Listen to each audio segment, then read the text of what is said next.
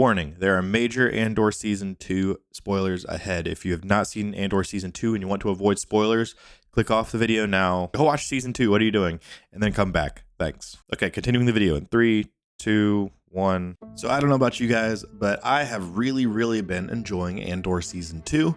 And I came across this article last night and I really wanted to share it with you guys because I think it is super interesting. So check this out. So the Gorman massacre, the horrifying history in Andor, was inspired by Star Wars RPG. In the history of the Galactic Civil War in Star Wars, all roads lead back to the planet Gorman. We've known this since Star Wars Rebels Season 3 episode Secret Cargo. That episode depicted Senator Mon Mothma renouncing her seat in the Senate in reaction to something called the Gorman Massacre. This occurs around 1 BBY, or 1 year before the Battle of Yavin in A New Hope. In Season 2 of Andor, we've known since the very first episode events were pushing us to the Gorman Massacre actually depicted for the very first time. But the idea of the Gorman Massacre as a catalyst for rebellion goes all the way back to 1990. The first mention of the massacre of the planet Gorman came from a rather unlikely source. It first appeared during the Dark Times era, as fans call it, of the Star Wars fandom.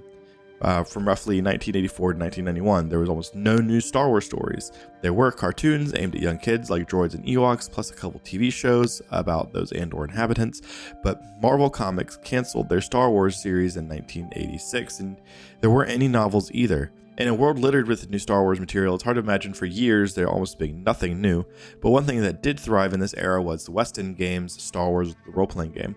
In 1990, author Paul Murphy wrote West End Games' Rebel Alliance sourcebook, where the Gorman Massacre was first mentioned. In that sourcebook, events on Gorman happened only 1 year after the declaration of Palpatine's New Order. According to the Rebel Alliance sourcebook, this massacre occurred when Governor Tarkin landed his starship on a group of protesters on Gorman, blocking its landing pad. At least dozens died, with hundreds more injured, and the people of Gorman, a wealthy planet, were protesting the new imperial taxes placed on the world.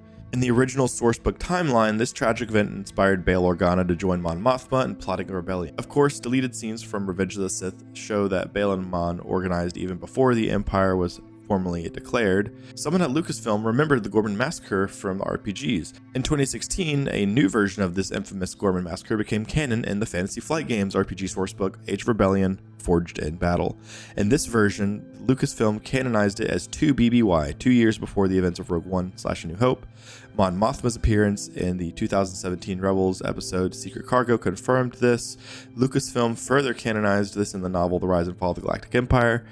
The book confirmed the events as an imperial massacre on the planet itself, not the death of Gorman citizens elsewhere. But it was still unclear what the incident actually was or if it had anything to do with Tarkin still. So now Andor showrunner Tony Gilroy has found a way to make all of these separate things work together to form one galvanizing event in Seasons 2 of Andor, where Cassian goes to Gorman to check it out as possible part of the rebellion. He meets an employee of a fancy hotel, and the man explains as a child he saw Tarkin land his ship on a crowd of protesters.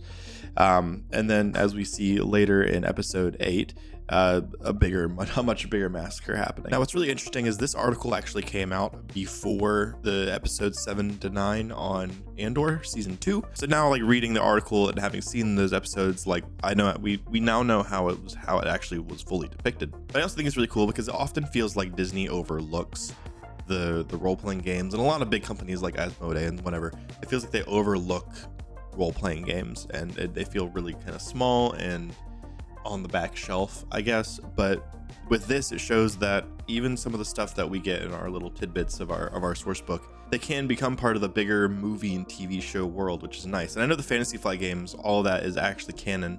So everything mentioned in the Fantasy Flight Games RPG is canon to Star Wars. But even that being said, it feels like that stuff can kind of get overlooked, and it rarely actually like fully connects backwards. Like everything in movies and shows, like sure we get tidbits of that in the books, but the stuff that's created in the books doesn't often feel like it actually gets used in the larger universe. So this is the first example that I'm aware of where we actually really see something massive. Like the entirety of season 2 of Andor came from Star Wars RPG. That's nuts. So that's really, it's just really cool, and I really wanted to share it with you guys. If you guys want to leave a comment down below and have a dialogue about it, I'd love to hear what you have to say and talk about it, because this is just super neat. If you guys are new to this channel, this is your first time seeing me, hello, my name is Nate. This is the Tabletop Empire. We cover everything Fantasy Flight Games / Edge Studios Star Wars RPG. If you want to stick around and see more content, consider hitting the subscribe button. If you guys liked this video, blast that like button down below. It really helps a lot. A huge thank you to all the Patreon people for supporting the channel. We really appreciate you. Hope you guys enjoyed the video. Thanks for watching. I will see you guys in the next one. But until then, and as always, may the Force be with you.